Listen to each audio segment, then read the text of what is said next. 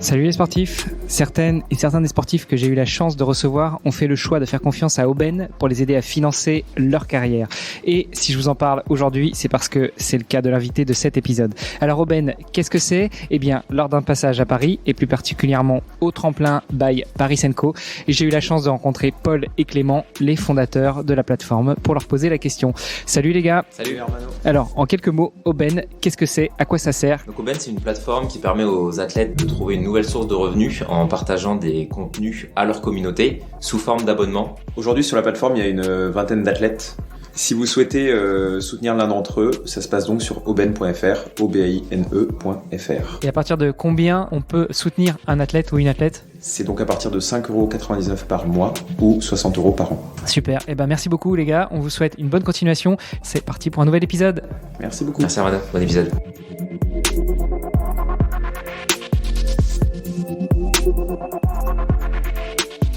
Dis papa, ils font quoi les sportifs quand ils sont pas sur le terrain ? Croyez-moi, quand votre fils vous pose cette question, ça fait réfléchir. Surtout quand on sait que pas mal d'entre eux jonglent avec un ou plusieurs jobs pour pouvoir joindre les deux bouts. Et j'ai réalisé que beaucoup d'entre nous se posent la même question. C'est pour ça qu'il y a quelques années, j'ai décidé de lancer le podcast Dans les vestiaires pour plonger dans cette double vie. Parce que derrière chaque athlète, il y a une histoire et parfois un autre métier. À peu près au même moment, j'ai rejoint ePlayer, un cabinet de recrutement spécialisé dans les recherches critiques. Alors moi, je suis recruteur tech et avec mon associé, on aide les entreprises à trouver les perles rares, mais on accompagne aussi les entités qui veulent définir ou redéfinir une politique de recrutement. Et je peux vous dire que des sportifs de haut niveau, croisés au gré de nos chasses de candidats, on en a vu un sacré paquet. Et oui, parce que, encore une fois, vivre de son sport n'est pas si facile quand on n'est pas installé au plus haut des podiums depuis des années. Et encore, comme une marque bien installée, il faut y rester et se réinventer sans cesse. Du coup, à travers les histoires inspirantes de mes invités, je vous propose de découvrir comment on peut répondre à nos enfants qui se demandent encore ce que font toute la journée ces sportifs de haut niveau. Parce que oui, entre sport et entrepreneuriat, il y a beaucoup de points communs.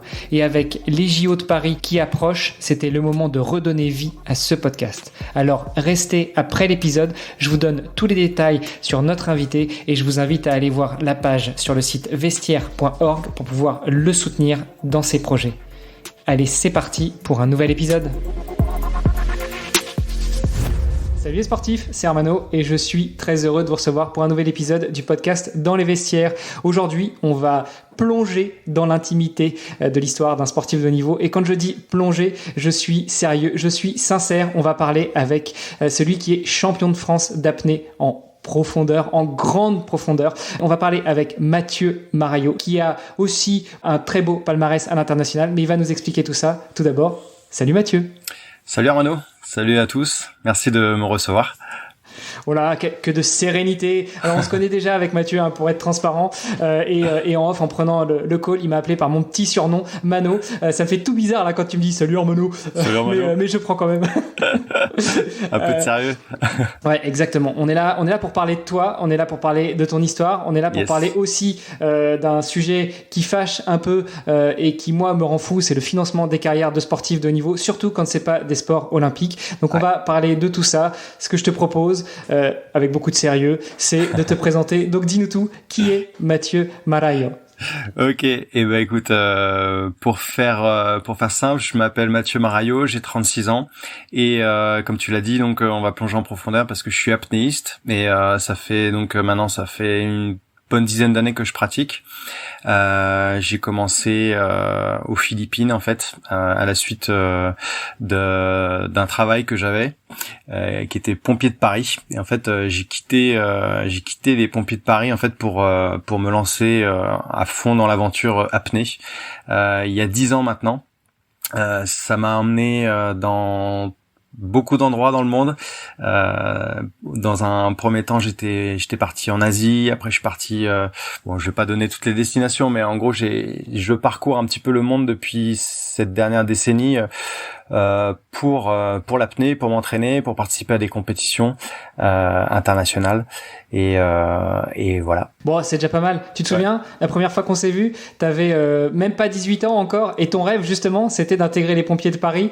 On s'était retrouvés sur une la cyclo des copains en Auvergne, où j'avais à la base roulé avec ton père, qui était mon patron à l'époque, et qui avait dit je vais ramener mon fils, il faut aussi un petit peu de vélo, un petit peu de sport. C'est comme ça qu'on s'est rencontrés. Puis après avoir roulé, on a été un petit peu se baigner, et là je me suis dit non, ce mec est pas que cycliste, il est aussi un très grand nageur. Et tu me disais que justement ton rêve c'était les pompiers de Paris. Qu'est-ce qui fait que ton rêve à 18 ans c'était ça? T'as bossé un peu en tant que pompier de Paris, et puis après t'as switché sur un autre rêve qui est l'apnée. Alors en fait, il faut savoir ce que j'avais déjà en tête avant d'intégrer les pompiers de Paris, c'était d'intégrer la spécialité aquatique. Donc déjà, en fait, moi, depuis que je suis gamin, la dimension aquatique, elle a toujours occupé une place très importante dans ma vie, que ce soit sur le plan sportif, professionnel, etc. Ça a été mon élément de base. Donc les pompiers de Paris, moi c'était donc effectivement c'était un rêve à l'époque, mais je l'ai pas fait dans le but d'intervenir forcément dans les incendies comme on peut l'imaginer. Moi j'avais déjà en tête d'intégrer cette fameuse unité spécialisée en intervention aquatique, et c'est ce que j'ai fait. En fait, je suis parti au bout de 2 ans et demi passer en ce qu'on appelle en compagnie d'incendie. J'ai ensuite passé les tests de sélection pour devenir sauveteur, et j'ai intégré ensuite la caserne de la Monnaie, qui est l'une des casernes les plus atypiques en France, puisque c'est une péniche qui est à quai en plein cœur de Paris, et du coup en fait pendant les 2 autres années et demie qui ont suivi, mon poste était de secourir les personnes en danger qui tombent dans l'eau. Après voilà, tout ce qui a trait aux interventions pompiers, ça peut être des suicides, ça peut être des accidents sur les voies sur berge, etc. Donc voilà, c'était ça un petit peu le lancement, le point de départ de l'apnée. Avant de commencer à voyager, j'avais déjà goûté un petit peu à tout ça, mais dans un côté un peu plus glauque que ce que je peux le vivre aujourd'hui. Ouais, c'est clair. Surtout que j'ai pas l'habitude de le demander, mais toi, tu es d'origine de la région parisienne. Alors, on l'aura compris, comme moi. De toute façon, il paraît qu'on est super nombreux partout. On a des origines italiennes, de par notre nom, ça s'entend.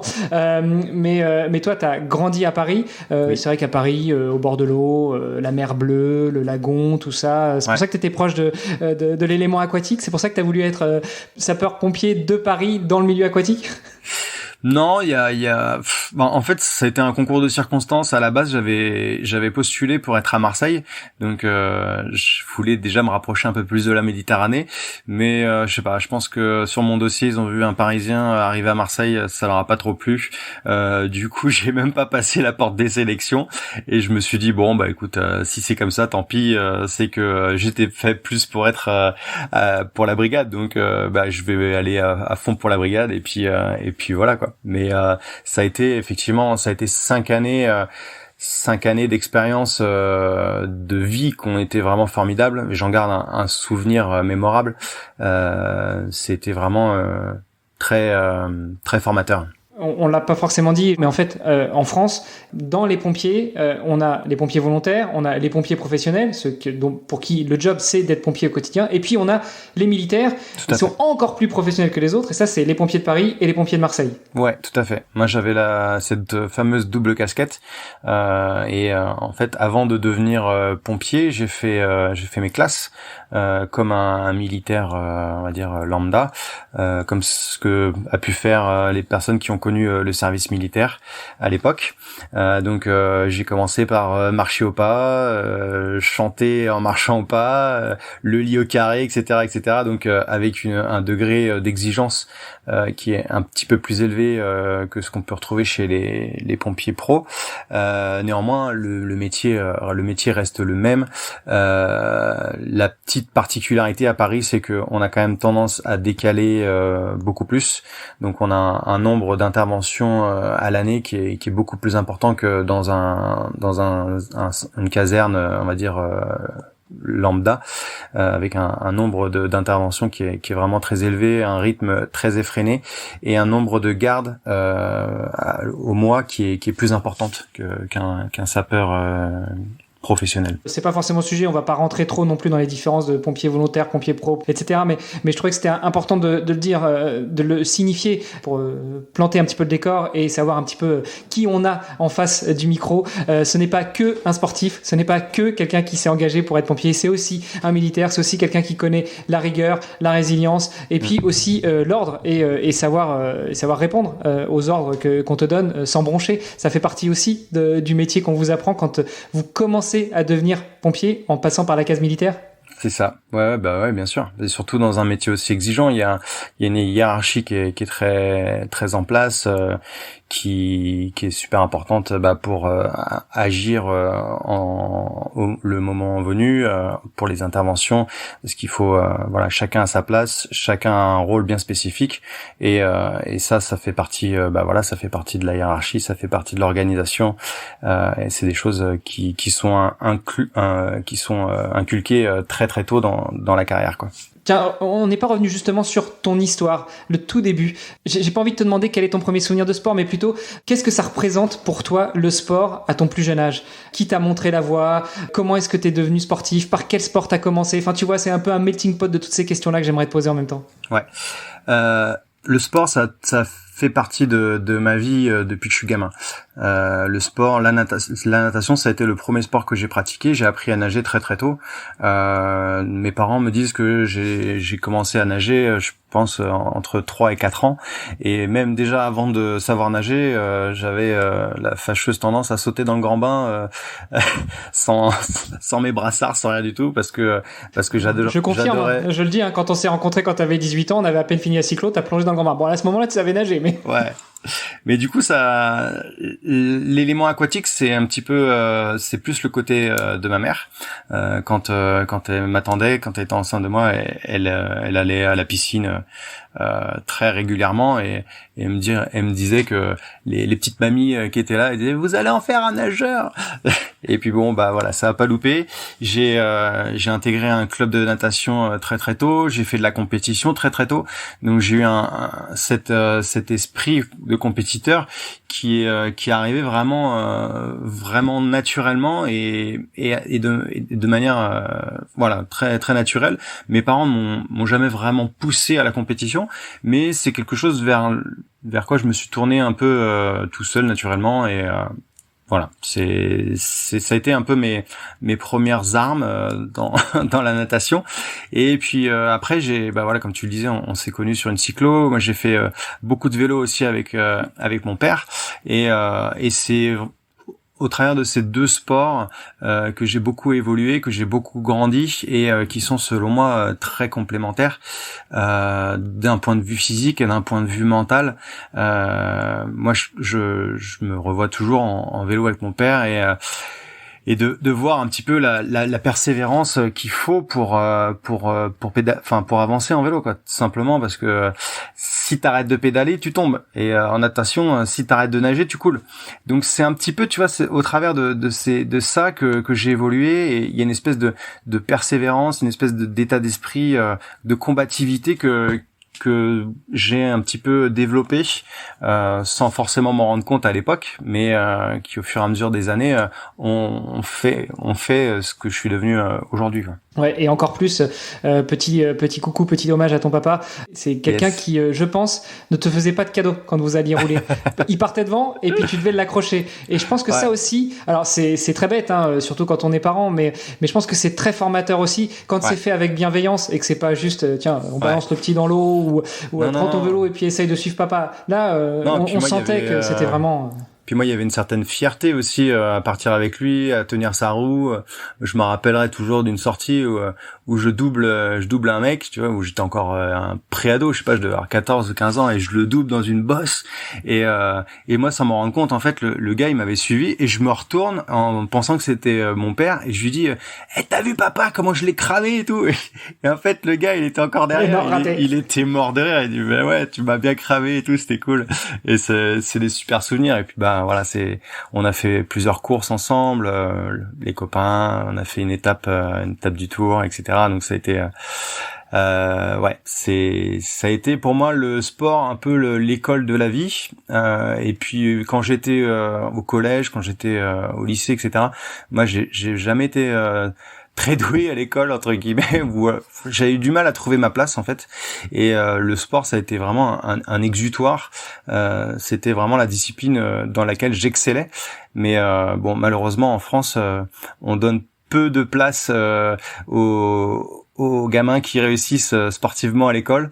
On est plutôt tablé sur les résultats des maths, du français, etc. Je dis pas que c'est pas important, hein, loin de là, mais je trouve ça dommage en fait de se dire que bon voilà, un gamin qui a un potentiel énorme en sport, qui réussit, qui a quelque chose, on lui donne pas d'autres opportunités, quoi. Voilà, c'est peut-être l'objet d'une autre discussion. Ouais, non mais c'est clair. Je suis pas certain que ce podcast aurait la même raison de vivre aux États-Unis, parce que pour ne citer par exemple que les États-Unis, c'est vrai que tu peux très bien performer à l'école et en études supérieures si tu travailles dur, si tu travailles bien, t'es intelligent, même s'il y a plusieurs formes d'intelligence à mon sens, mais aussi si tu as d'autres capacités. On parle du sport, mais on peut aussi parler des arts, on peut aussi parler d'autres choses. Ouais, tout à fait. Et je pense que c'est peut-être quelque chose qui nous manque un peu en France, même si, et rendons quand même à César ce qui lui appartient, on est quand même aussi très fort pour ce qui concerne le double projet. Quand on est sportif ou sportif de haut niveau et qu'on a un double projet professionnel ou d'études, là on est parfois assez bon pour aider les sportifs. Parfois. Sinon, j'aurais peut-être pas tout ce monde-là à mon micro aussi. Ouais, c'est clair. Ouais. Donc toi, pas mal de sport, tu commences par la natation, après tu fais pas mal de vélo, notamment avec ton papa, et puis après tu fais les sélections pour les sapeurs-pompiers de Marseille. Bon, t'as même pas passé la part des sélections, tu fais les sélections pour les sapeurs-pompiers de Paris, tu fais tes classes, t'intègres les sapeurs-pompiers de Paris, 2 ans et demi à être à la brigade, après 2 ans et demi où tu nous dis que t'as pu intégrer la section aquatique, voire même subaquatique. Qu'est-ce qui se passe à la fin de ces 2 ans et demi là? Est-ce que t'es en fin de contrat et donc tu te dis je vais faire autre chose, ou c'est toi qui claques la porte pour justement faire autre chose? Non, en fait, c'est un contrat avec l'armée de terre, donc c'est un contrat de 5 ans. Et à la fin de ce contrat, moi, je me vois pas renouveler. J'aspire à autre chose. Et en parallèle des pompiers, j'avais quand même pas mal de temps de repos. On appelle ça les permissions. Donc pendant ces semaines-là, je voyageais beaucoup, notamment aux Philippines, etc. Et en fait, pendant que j'étais pompier, lors d'un voyage à Bali, je fais mon premier niveau en apnée. Un petit peu les niveaux que tu peux imaginer en plongée bouteille. Il y a des écoles maintenant qui font la même chose mais en apnée. Et du coup, arrivé à Bali, pardon, je passe mon premier niveau, et là c'est un peu la révélation, parce que j'avais déjà en tête de quitter la brigade et de devenir moniteur de plongée bouteille. Et en fait, quand j'ai découvert l'apnée, ça a été vraiment, je me suis dit en fait, mais c'est ça qu'il faut que je fasse, quoi. Ça m'a tellement bouleversé. Ça a été un chamboulement d'émotions, de sentiments, de bien-être tellement indescriptible. J'ai voulu en faire ma vie, quoi. Ça a été vraiment ça le déclic. Et ça a fait un petit peu rappel à ce que j'avais découvert quand j'étais gamin, tu vois, en regardant Le Grand Bleu. Ça a été aussi, je pense, un peu, ça m'a un peu dirigé aussi dans cette voie. Quand j'avais, je sais pas, 5-6 ans, je rentrais de l'école et je regardais en boucle le Grand Bleu, tu vois. Et c'est quelque chose qui, au fur et à mesure des années, est reculé, est parti un petit peu dans un coin de ma tête où j'y pensais plus vraiment. Et le jour où j'ai redécouvert ça à Bali, et en fait ça a complètement fait sens. Et je me suis dit, en fait, quand je suis rentré à Paris, je me suis dit, il me reste 1 an de pompier.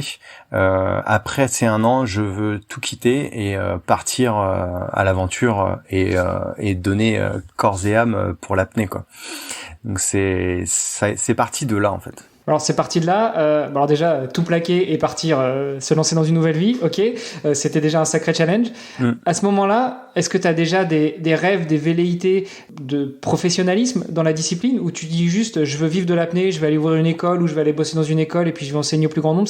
C'est quoi ce que tu te dis à ce moment-là? Exactement. En fait, c'était au début, j'aspirais pas à forcément aller faire de la compétition et je pensais pas du tout à un jour arriver au niveau que j'ai aujourd'hui. Moi, ce que je voulais, c'était y aller, passer mes niveaux, devenir instructeur d'apnée, potentiellement ouvrir une école un jour, mais encore c'était pas forcément l'idée. C'était moi j'avais envie de voyager, j'avais envie d'avoir un job sympa, d'enseigner l'apnée, partager un peu ma passion, et puis rouler comme ça, tu vois. Donc et c'est dans cet objectif-là que je suis parti pour devenir instructeur d'apnée et enseigner, tout simplement.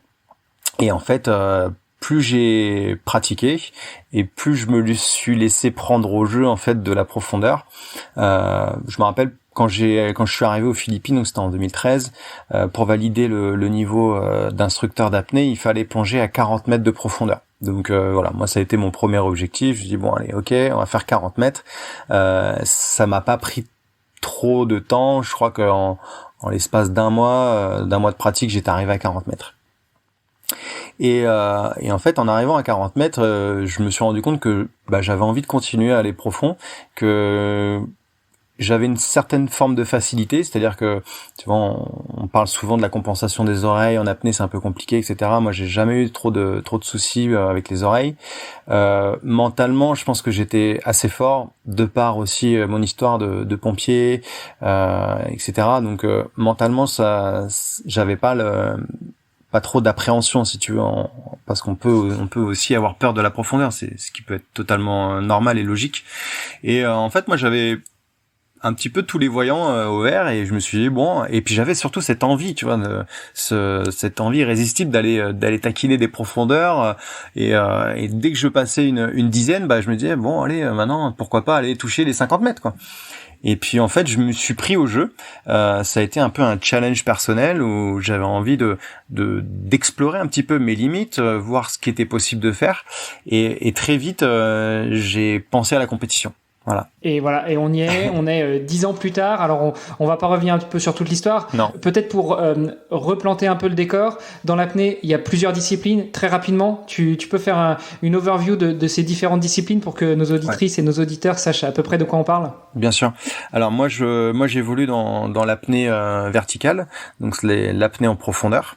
L'apnée en profondeur, on peut la diviser en 4 disciplines, et les disciplines en fait, ça va être les moyens de propulsion qui vont différer. Donc moi par exemple, ma spécialité c'est le poids constant en monopalme. Donc je me déplace, je descends et je remonte à l'aide de la monopalme. Ensuite, tu as le poids constant en bipalme. Donc c'est le classique, comme le chasseur ou celui qui veut aller voir les poissons avec une paire de palmes, tout simplement. Ensuite, on a le poids constant sans palme. Donc là, c'est un petit peu une forme de brasse revisitée pour descendre en profondeur. C'est la discipline la plus difficile parce que on n'utilise pas du tout de matériel. Donc les profondeurs sont un peu moindres, sont carrément moins importantes dans cette discipline. Et la dernière, ce sera l'immersion libre, mais là pour le coup on porte pas de palme, on se déplace en se tractant le long d'une corde. Voilà, donc à la descente et à la remontée, là ça fait des temps d'apnée qui sont plus longs parce que on se déplace moins vite. Donc ça c'est pour la partie profondeur, et après on évolue un petit peu de la même façon en piscine. Donc en piscine, un apnée horizontale. Donc là le but est de faire la plus longue distance. Donc toujours avec monopalme, bipalme, sans palme. On n'a pas l'immersion libre, on n'a pas la corde à l'horizontale. Et la dernière discipline en piscine, qui est même une discipline à part en elle-même, c'est la statique. Donc là, le but du jeu, c'est le temps. Donc celui qui gagne, c'est celui qui tient le plus longtemps, tout simplement. Donc là, c'est vraiment un jeu très très mental. Ouais, et puis tu parlais tout à l'heure du Grand Bleu. Il y avait aussi cette autre discipline qui n'existe plus, je crois, où on descendait avec un poids. Donc on était accroché à un poids, on descendait, puis après on remontait avec le plongeur de sécurité qui était en bas, là où on a atteint la profondeur qu'on avait annoncée, qui gonflait le ballon. Et puis après, bon, pour ceux qui ont fait de l'apnée ou de la plongée, P1, V1, il y a P2, V2, avec l'air, ça remontait, puis ça nous retractait vers le haut. C'est ça? C'est ça. Ouais, tout à fait. Ça, c'est ce qu'on appelle le no limit. Et c'est une discipline en fait qui n'a jamais été pratiquée en compétition, comme à l'inverse de ce qu'on peut voir dans le Grand Bleu. Ça a été une discipline qui a été utilisée surtout pour battre des records. Donc le record dans cette discipline, c'est 214 mètres de profondeur. Parce que justement 214 mètres. Combien de barres à 214 mètres pour ceux qui n'ont pas fait de la plongée avant? 22. Ouais, 22. Si 22. Je me souviens bien de mes cours de plongée, c'est 1 bar tous les 10 mètres. Donc ouais, c'est ça, 22 barres. Moi là où je vais, j'ai 11, presque 12 barres. Donc tu rajoutes encore 10 barres. C'est ça, un truc de dingue. Pour ceux qui se rendent pas compte, dans les pneus, on met 2 barres. Dans les pneus de la voiture, 2 barres 5. Bon, c'est pas non plus les mêmes circonstances, mais voilà, c'est 10 fois plus que la pression qu'on peut trouver dans un pneu de voiture. Et essayez de taper dans un pneu de voiture, vous allez voir à quel point c'est dur. Donc imaginez avoir ça tout autour de vous, parce qu'en fait, quand on est dans l'eau, on sent pas. Quand on descend, déjà, il faut descendre au-delà de 10, 15, 20 mètres pour commencer à sentir un petit peu la pression qui s'abat sur nous, hormis les oreilles qui commencent à bourdonner, et si on sait pas compenser, c'est un peu compliqué, mais on sent pas forcément toute cette pression qui nous écrase, mais quand on arrive aux 40 mètres, enfin, c'est quoi, c'est à partir de 30, 40 mètres qu'on commence à descendre tout seul, même en monopalme ou en bipalme. Même un petit peu avant, en fait, déjà à 10 mètres, t'as déjà doublé de pression.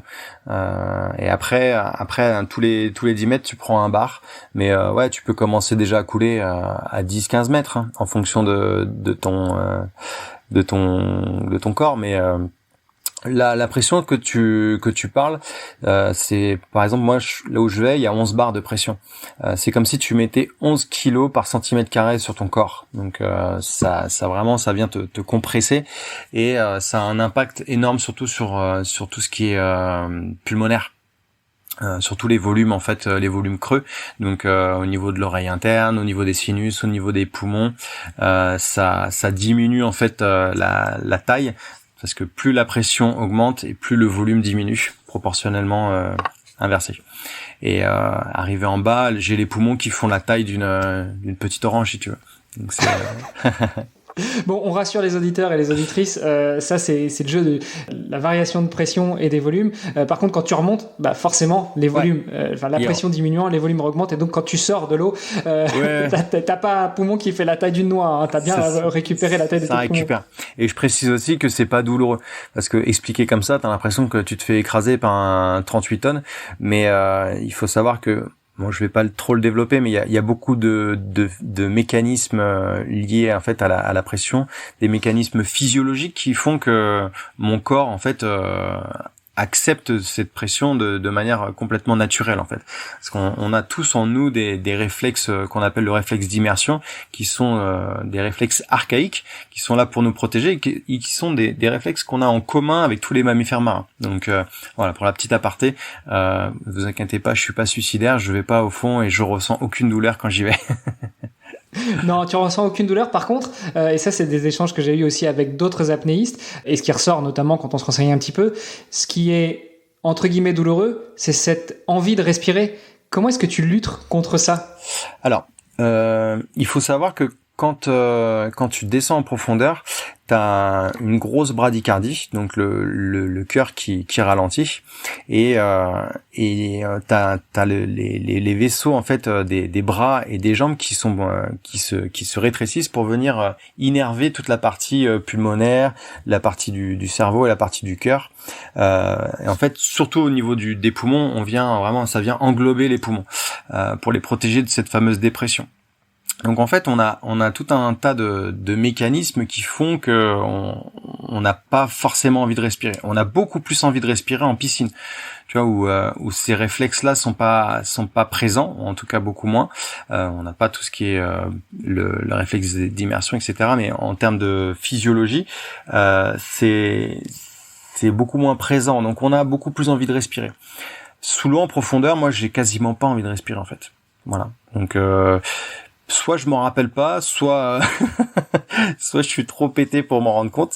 Mais en gros, l'envie de respirer, moi, c'est pas quelque chose qui va me bloquer. En tout cas, c'est pas quelque chose qui me fait peur quand je descends. Qu'est-ce qui te fait peur justement quand tu descends? Est-ce que c'est la descente? C'est le fait de rester au milieu, en bas? On le voit dans le Grand Bleu, par exemple, pour reprendre cette référence-là, avec un Jacques Mayol ou un Enzo Molinari qui ont qu'une envie, c'est de rester au fond, en fait. Ouais. Ou est-ce que c'est la remontée? Ou est-ce que c'est le fait de ressortir? Qu'est-ce que tu ressens quand t'es en bas? Il y a plein de questions, hein, mais c'est pour te guider aussi. Puis c'est parce que c'est ma spécialité de poser plein de questions. Ouais, t'inquiète, il y a pas de souci. Alors déjà, dans un premier temps, je voudrais dire que j'ai jamais eu envie de rester en bas. C'est un peu l'image qu'on se fait des apnéistes, un petit peu suicidaires, les mecs qui descendent pour aller voir des sirènes ou rester au fond avec les dauphins. Moi, ça n'a jamais été le cas et je connais aucun apnéiste qui m'a déjà dit ça.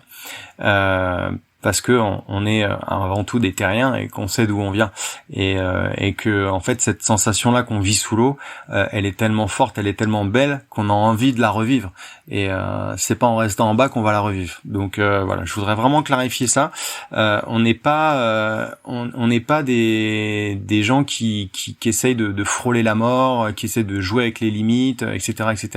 Tout ce qu'on le fait quand on arrive dans ces profondeurs là, c'est notamment dû à un entraînement drastique, une préparation, une adaptation, beaucoup de temps d'entraînement et on n'arrive pas dans ces profondeurs par hasard. C'est là-dessus que je voudrais insister parce qu'on me dit souvent encore ouais mais tu flirtes avec la mort, avec les limites, etc. Alors que c'est pas du tout ça. Alors certes, ça peut paraître complètement dingue de plonger à ces profondeurs-là, mais moi ça fait des années que je pratique et ça a été une progression quasiment du mètre par mètre pour en arriver là. Voilà. Ensuite, moi je vois l'apnée en fait le fait de descendre c'est pas un problème, tu vois, parce qu'en fait on a vraiment, moi je le vois vraiment de deux façons. La descente c'est vraiment lié à la relaxation, la compensation des oreilles, on se laisse aller, on se laisse descendre, il y a quasiment pas d'effort musculaire à fournir, donc la descente c'est vraiment lié à la relaxation. En revanche, la remontée, tu vois, on parlait de pression tout à l'heure, la pression qui nous fait descendre, qui nous fait couler, qui nous écrase, quand on remonte, et ben cette pression elle est toujours présente et si j'arrête de palmer, et ben j'ai mon corps qui coule, je redescends naturellement. Donc on doit faire face un petit peu à ça, la remontée, et on a du coup une préparation physique pour y faire face et pour s'extraire du fond. Donc voilà, ça passe par des séances de muscu, ça passe par du renfo, ça passe par beaucoup de choses et en plus de ça, on a ce qu'on appelle les phénomènes de narcose, donc l'ivresse des profondeurs. En fonction un petit peu de la profondeur où on va, ça va être plus ou moins important et en fait la narcose, pour expliquer brièvement, c'est un état qu'on obtient avec la pression. C'est le corps sous pression développe de l'azote et cet azote sous pression vient faire un petit peu un phénomène d'hallucination, perte de sens, perte de temps, perte de repères, et on peut voir des choses, entendre des voix, ça peut être très particulier. Donc ça c'est pareil. C'est les fameuses sirènes dont tu parlais tout à l'heure. Ouais, tu peux voir des sirènes. Moi souvent je vois des gens, la dernière personne que j'ai vue à la surface, en fait, je la vois dans mes narcoses et je l'entends aussi. Donc voilà. Mais la narcose, elle va être influencée aussi par ton état psychologique à la surface. Donc c'est-à-dire que moi je descends pas si à la surface je suis pas bien dans mes baskets, et je descends pas en profondeur pour chercher des réponses à ma vie en surface. Tu vois ce que je veux dire?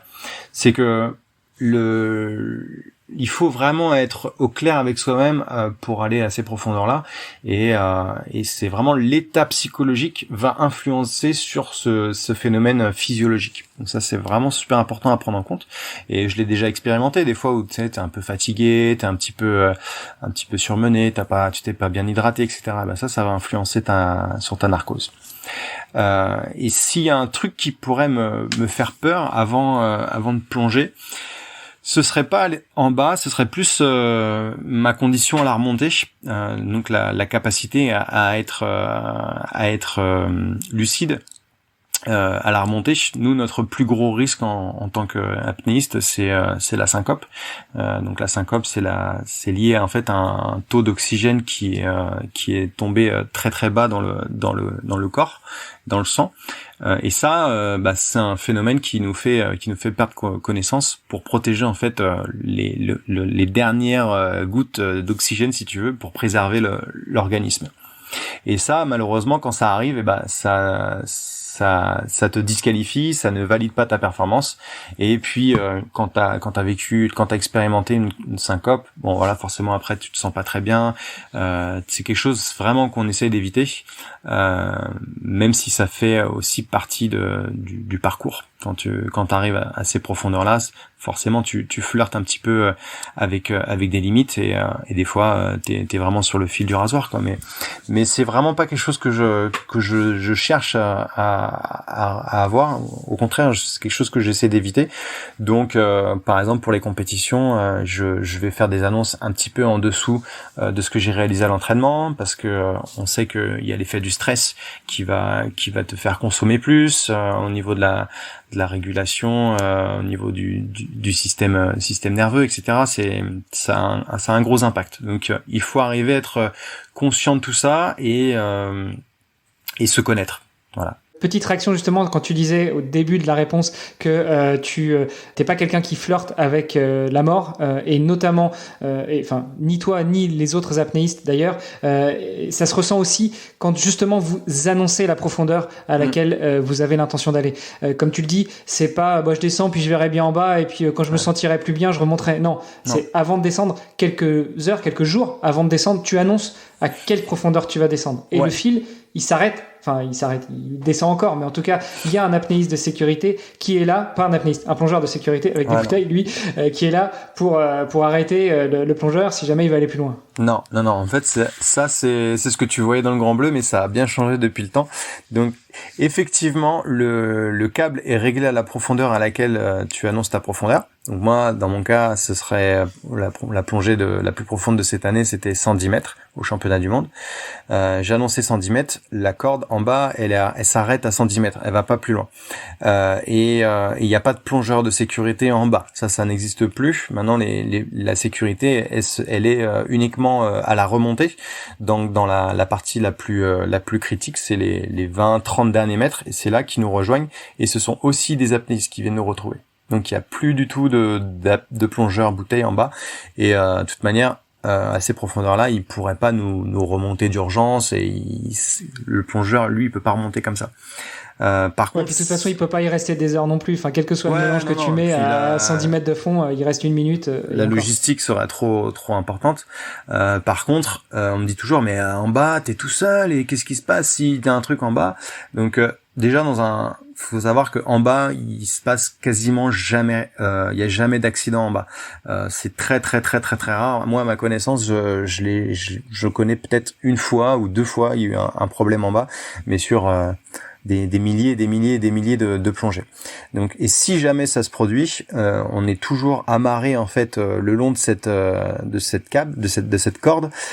Et si jamais il y a un souci, en fait, on a un système de contrepoids sur le bateau qui nous fait remonter d'urgence et de façon à ce que on remonte le plongeur si jamais il y a un problème. Et ça, on voit le plongeur qui évolue maintenant avec des sonars. Donc, on voit vraiment une courbe qui descend et qui remonte. Et maintenant, même sur les grosses compétitions, on a ce qu'on appelle le dive eye, qui est un drone subaquatique qui nous filme en fait en bas. Pendant toute la plongée, on voit vraiment l'évolution du plongeur à ce moment-là. Voilà. Bon, j'invite les auditrices et les auditeurs, moi, même si j'avais encore des millions de questions à te poser sur la plongée, sur l'apnée en elle-même, mais on les invite éventuellement soit déjà à te contacter, mais ça on en parlera à la fin de l'épisode, mais aussi à regarder un petit peu tout ce qui se fait, tout ce que tu peux faire, tous les partages que tu peux faire sur les réseaux pour en savoir encore plus sur ton sport. Moi, je voulais revenir sur l'aspect, justement, et qui est l'essence même de ce podcast, financement de ta carrière.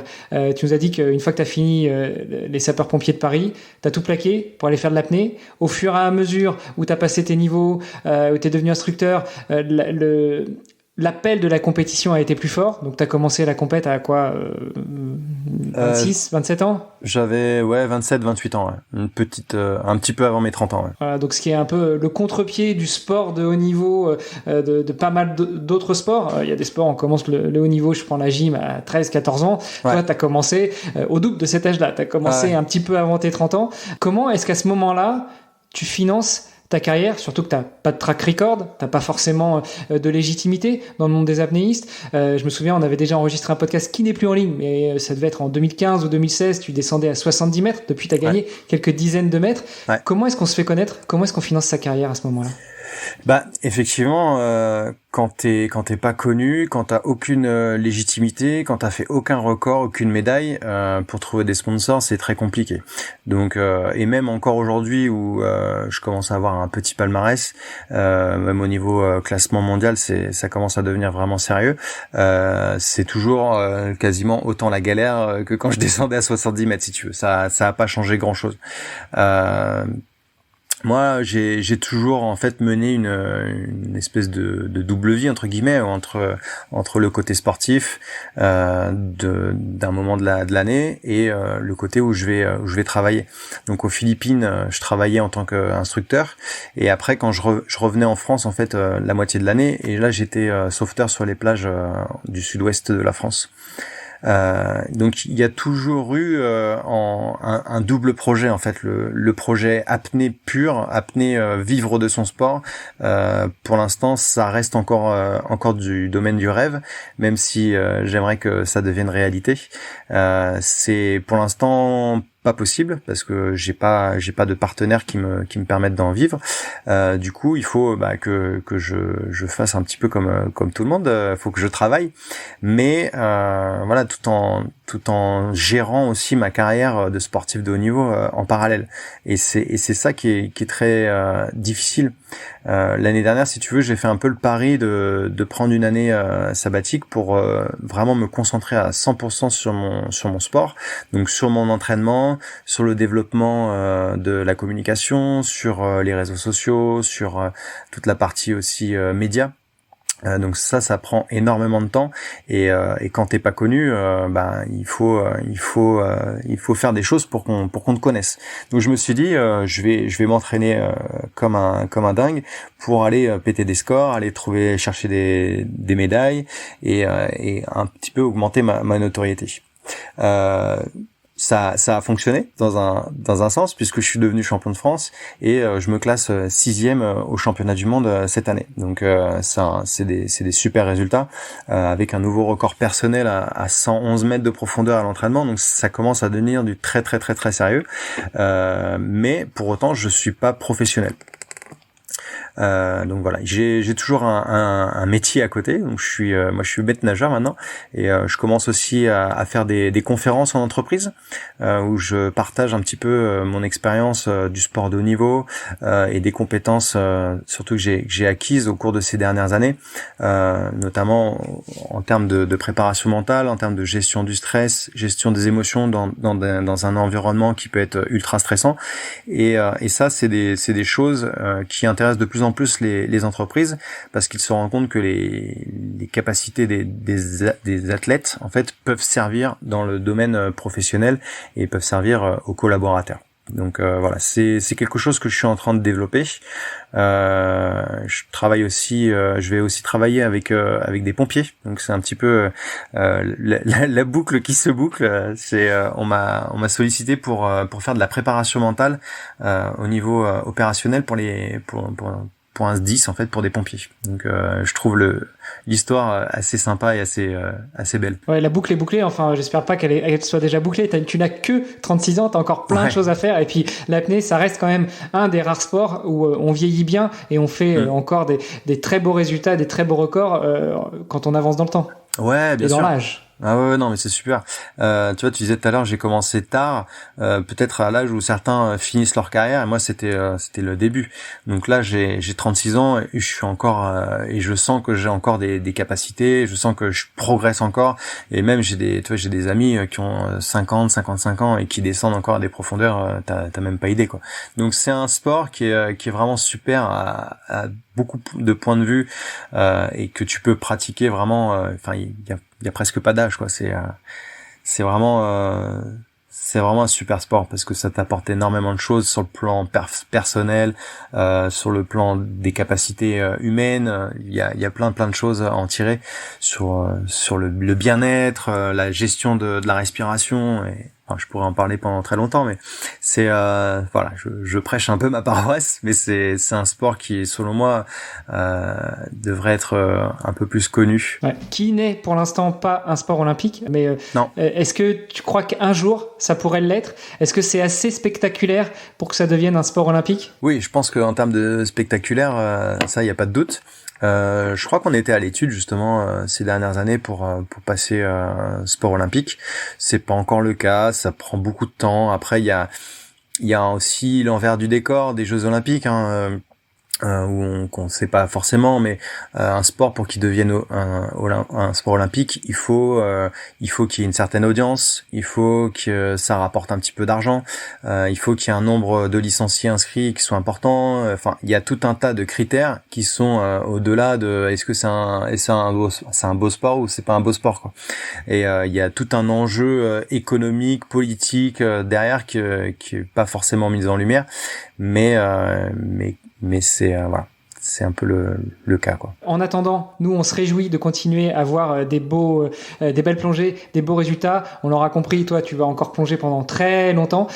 D'ailleurs, j'avais une question toute bête, mais je me demande si, de la même manière que pour certains sports, notamment la course à pied, pour les femmes qui sont enceintes, est-ce que l'apnée a certaines vertus? Alors je prétends pas que les femmes enceintes continuent à plonger à des profondeurs abyssales jusqu'à 8-9 mois de grossesse, mais en tout cas dans le monde du sport, il est souvent connu que les femmes enceintes qui courent peuvent continuer à courir quasiment jusqu'à l'accouchement. Alors pour l'apnée, et notamment pour l'apnée en profondeur, c'est pas du tout conseillé par rapport à ce qu'on parlait tout à l'heure, par rapport aux effets de pression, etc. Je sais pas jusqu'à quel moment une femme enceinte pourrait plonger, mais je pense que c'est pas forcément conseillé.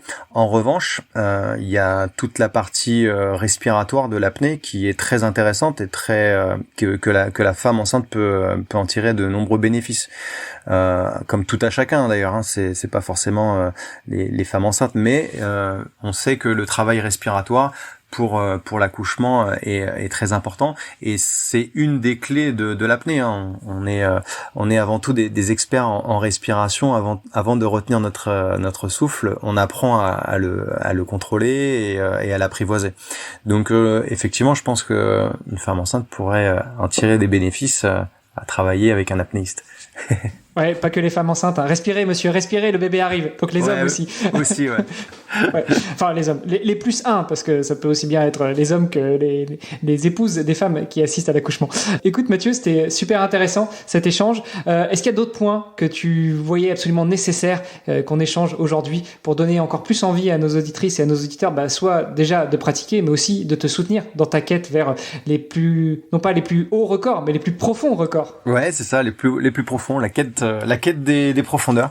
Non, écoute, moi c'était un grand plaisir. Si les gens ont des questions, je serais ravi d'y répondre. N'hésitez pas à me contacter. Vous avez aussi ma page Instagram sur laquelle je suis assez présent. J'organise aussi des stages d'apnée au cours de l'année. On peut me retrouver à différents endroits, principalement à Lanzarote, aux Canaries. Donc voilà, si jamais ça vous tente d'essayer l'apnée, n'hésitez pas à me contacter. Ce sera avec grand plaisir. Ouais, et on met tous les liens dans les notes de l'épisode, et puis sur le petit site qu'on va faire pour toi, marayo.vestiaire.org, mais ça aussi, ce sera rappelé dans les notes de l'épisode. Mathieu, merci Super. beaucoup pour ton temps, merci pour cet échange, merci de nous avoir fait rêver et puis nous avoir mis à l'eau. D'ailleurs, je vais y aller là, je vais aller mettre les pieds dans l'eau et puis je vais essayer de nager un peu à défaut de plonger, parce que à Castres, là où je suis, il n'y a pas vraiment de grosses profondeurs. Ouais, je te rassure, chez moi non plus, il y en a pas beaucoup. Bon, il y a quelques fosses en région parisienne. Ouais. Mais voilà, c'est beaucoup de voyages, beaucoup de déplacements et c'est aussi pour ça que c'est difficile parce que vers chez moi, c'est compliqué. Bah écoute, on te souhaite bonne continuation et puis Yes. on suivra tout ça et on se fera un plaisir de relayer les prochaines plongées. Un grand merci à toi, Mano. À bientôt. Ciao. Ciao.